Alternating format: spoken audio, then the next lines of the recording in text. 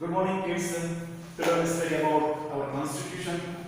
Today we study about our constitution. All the independent countries make their own constitution for proper administration. अपने देश अच्छी तरीके से चल सके उसके लिए हर स्वतंत्र देश का एक अपना संविधान होता है. What is constitution?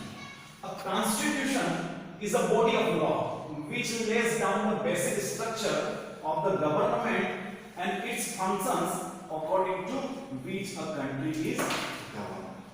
Constitution क्या है? Constitution एक body है, कानून की एक body है, basic a body of laws which lays down the basic structure of the government, जिसमें कि गवर्नमेंट के बेसिक स्ट्रक्चर होते हैं और वो किसी देश को चलाने के अनुसार से वो कार्य किसी देश को चलाने के लिए या किसी सरकार को चलाने के अनुसार वो कार्य करते हैं. The democratic values have been incorporated in our constitution in accordance to principles of the national government. अब जो ये डेमोक्रेटिक वैल्यूज होते हैं, these values establish judicial system and society.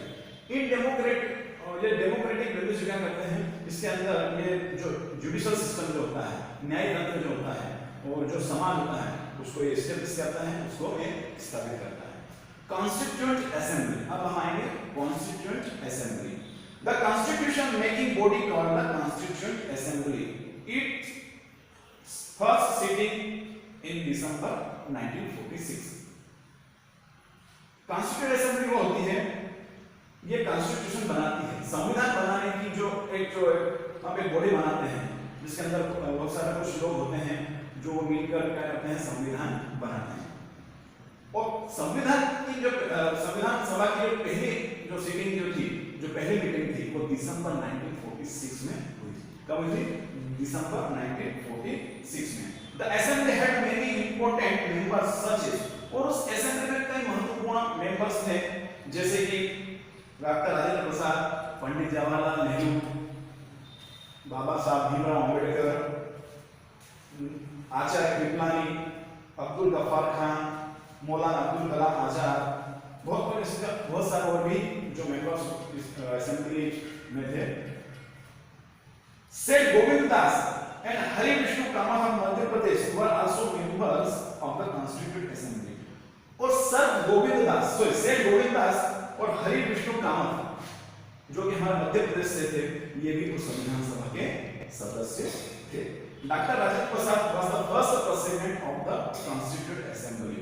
और जो डॉक्टर राजेंद्र प्रसाद थे वो पहले सबसे पहले अध्यक्ष कौन थे? डॉक्टर राजेंद्र प्रसाद. इस संविधान सभा के पहले अध्यक्ष कौन थे? Doctor Rajendra Prasad. And doctor Bhimrao Ambedkar was the chairman of the drafting committee. और डॉक्टर भीमराव अंबेडकर कौन थे? चेयरमैन थे. ड्राफ्टिंग कमेटी के क्या थे? वो chairman. The new constitution was adopted by the constituent assembly on 26 नवंबर 1948. और जो नया संविधान वो संविधान सभा ने नया संविधान कब अपनाया? 26 नवंबर 1949 को. And it was enforced on 26 जनवरी 1950. और 26 जनवरी 1950 को इसको लागू कर दिया गया. ठीक है, इसका प्रस्ताव कब हुआ, इसको स्वीकार कब किया गया? 26 नवंबर 1949 को. कब इसको अडॉप्ट किया गया? 26 नवंबर 1949 को. और 26 जनवरी 1950 को इसको लागू कर दिया गया. 26 जनवरी 1950 को इसको लागू कर दिया गया. We celebrate 26 January as the Republic Day. और तभी से हम 26 जनवरी को हम हर साल रिपब्लिक डे मनाते हैं, गणतंत्र दिवस मनाते हैं. ठीक है. The proposal for complete independence was passed under the chairmanship of Pandit Jawaharlal Nehru. पूर्ण स्वराज्य का जो प्रपोजल था, प्रस्ताव था, वो हमारे जो पहले प्रधानमंत्री कौन थे? पंडित जवाहरलाल नेहरू. उनकी चेयरमैनशिप में उसको प्रपोज किया गया. कब किया गया? 31 दिसंबर 1929 की मध्य रात्रि को. कब किया गया? 31 दिसंबर 1929 की मध्य रात्रि को on the bank of river Ravi in Lahore. Lahore में जो रावी नदी के तट पर इसको लागू किया गया, मतलब प्रस्ताव पास किया गया. To support the proposal morning marches, meetings were organised. और इस प्रपोजल को सपोर्ट करने के लिए मॉर्निंग मार्च जो गई, इसके अलावा बहुत सारी मीटिंग ऑर्गेनाइज की गई and revolution was taken to attend independence on 26 January 1930 और वहां पर वो रिजोल्यूशन लिया गया था, वहां इरादा किया गया था, वहां पर दृढ़ निश्चय किया गया था कि हम 26 जनवरी 1930 तक हम क्या करेंगे, स्वतंत्रता प्राप्त कर लेंगे। Since then, on every 26 January, resolution was passed to work for complete independence till achieved. और जब तक इसको प्राप्त नहीं किया तब तक हर साल हर बार 26 जनवरी को रिजोल्यूशन पास किया जाता था। ठीक है, we enforced our constitution on 26 January 1950 to commemorate this day. और इस दिन को मनाने के लिए सॉरी हम क्या किए हैं 26 जनवरी 1950 को 26 जनवरी 1950 को हमारा संविधान एनफोर्स कर लिया, इसको लागू कर दिया। ठीक है, now we come to preamble to the constitution. Constitution से प्रीमेबल क्या है अब हम वो पढ़ेंगे। अब सबसे पहले हम ये पढ़ेंगे कि प्रीमेबल क्या है। अब preamble means an introduction in which the aims and objectives of the constitution are mentioned. Preamble क्या है, ये एक इंट्रोडक्शन, उसके अंदर एम्स और ऑब्जेक्टिव्स है, उसके अंदर उद्देश्य है, उसके अंदर लक्ष्य है। ठीक है, the main points of the preamble are, उस प्रीमेबल के मेन पॉइंट्स क्या है, we the people of India, Bharat की जनता, हम भारत के नागरिक लोग हैं। The powers of our constitution are vested in the people, और जो हमारा कॉन्स्टिट्यूशन से जो पावर है वो लोगों में ही है, लोगों से ही हमारे पावर है। It has been framed by the representatives of the Indian people after long debates and discussions. और कई प्रकार के विचार विमर्श के बाद, बहुत सारे विचार विमर्श के बाद इसको फ्रेम किया गया, इसको पूरा इसका खाका तैयार किया गया। पहले सभी विचार विमर्श के किस प्रकार से इसके एंड होना से, किस प्रकार से ऑब्जेक्ट होना से, किस प्रकार से हमको क्या क्या करना है, ये सभी ले गए। सोवरेन स्टेट, अब हम आते हैं सोवरेन स्टेट पर। India is an independent country, India is an independent, Bharat एक स्वतंत्र देश है। We are supreme in all matters concerning us, और हमारे जितने मामले हैं उसमें हम सभी सर्वो, मतलब हमें सभी निर्णय लेते हैं, हमें इसमें सर्वसर्वा है, सर्वे सर्वा सोच। She is independent both internally and externally, और हमारा देश जो है दोनों रूप से, बाहरी रूप से और आंतरिक रूप से क्या है, स्वतंत्र है। Okay, now we come to socialist state. Socialist state.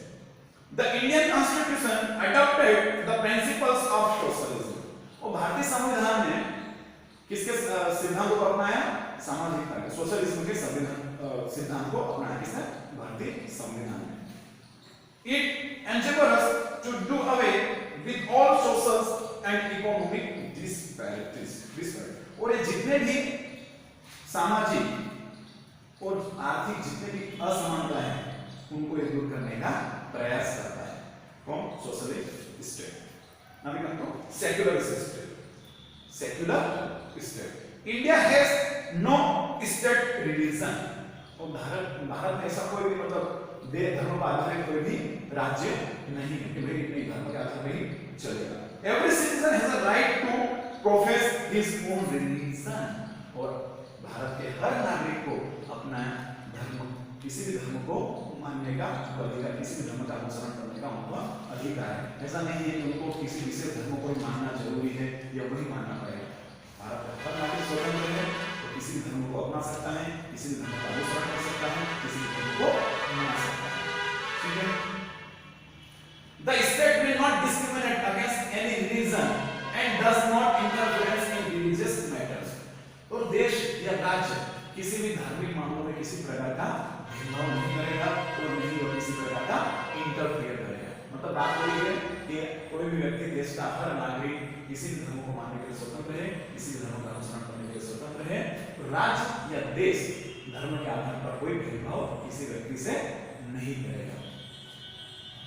ठीक है, the people of different religions are equal before law and command equal respect and recognition from the state. अलग-अलग धर्मों के लोगों को, सभी अलग-अलग धर्मों के लोग, सब ऐसा नहीं है भेदभाव हो गया, धर्म इस धर्म का है या ये धर्म का, तो वो देश का जो भी कानून है, संविधान, उसके अनुसार सभी धर्मों के नागरिक को समान अधिकार, समानता है, उसमें किसी भी प्रकार का उन नागरिकों में किसी भी प्रकार का भेदभाव नहीं किया जाएगा, चाहे वह हिंदू, मुस्लिम, सिख, ईसाई या किसी अन्य धर्म का हो या उसका अनुसरण करने वाला हो, उस धर्म का कम टू डेमोक्रेटिक स्टेट। अब आएगा डेमोक्रेटिक स्टेट, प्रजातांत्रिक राज्य। India has a democratic government established by the elected representatives of the people. India क्या है? एक डेमोक्रेटिक गवर्नमेंट है। इंडिया के पास में क्या है? एक डेमोक्रेटिक गवर्नमेंट है, प्रजातांत्रिक सरकार है।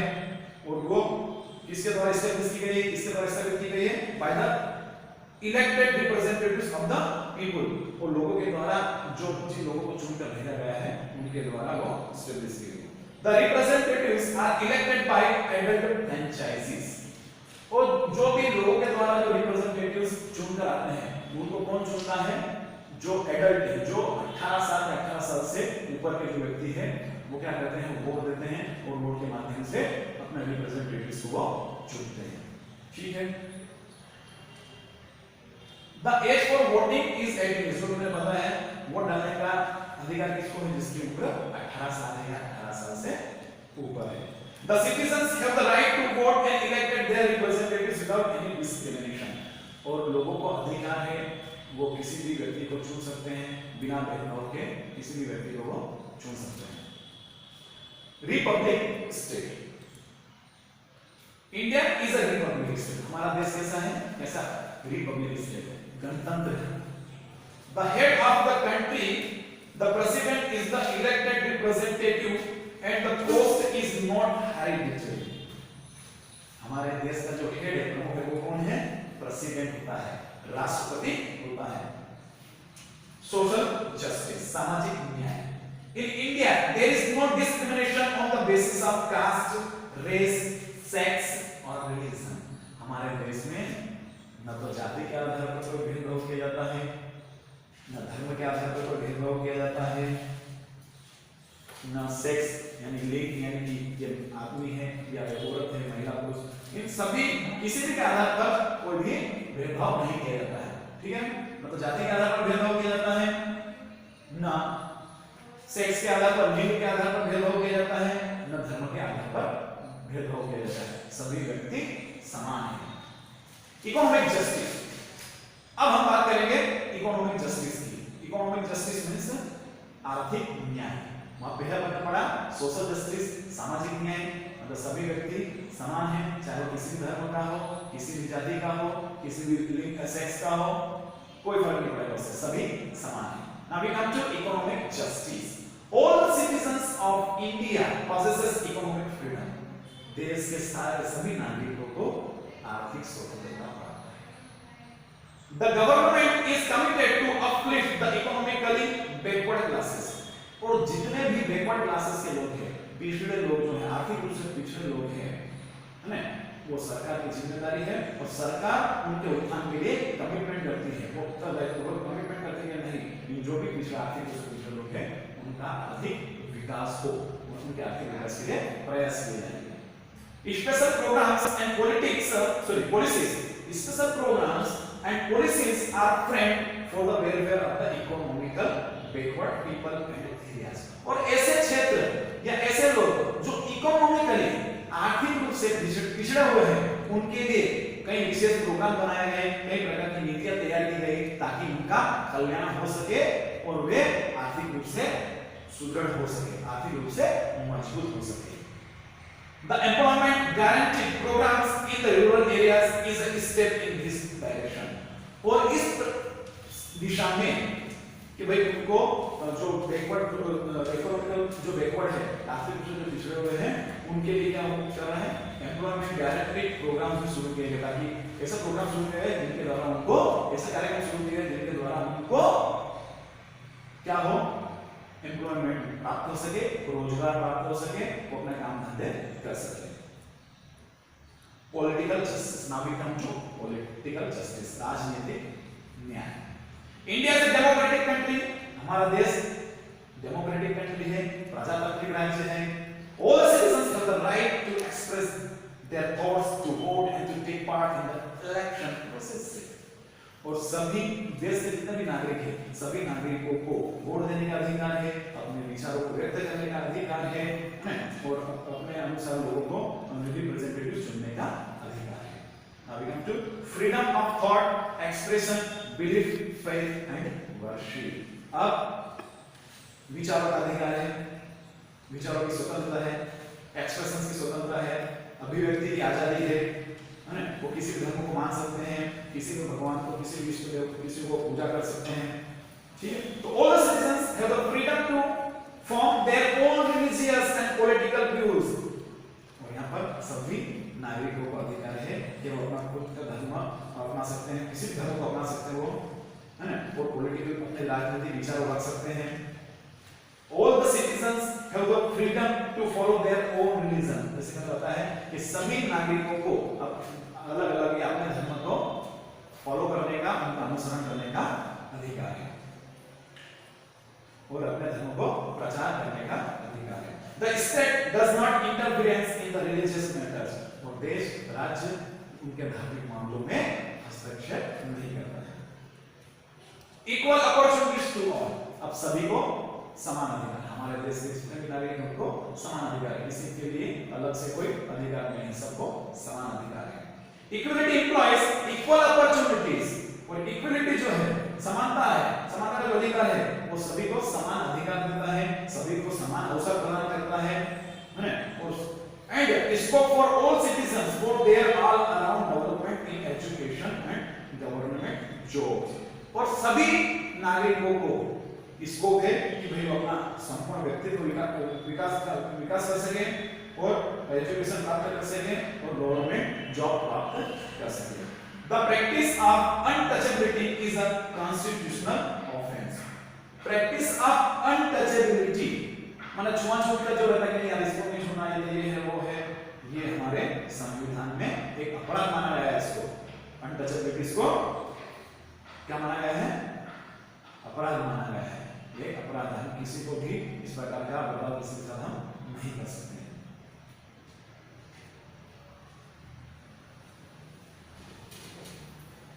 All around development, संपूर्ण विकास।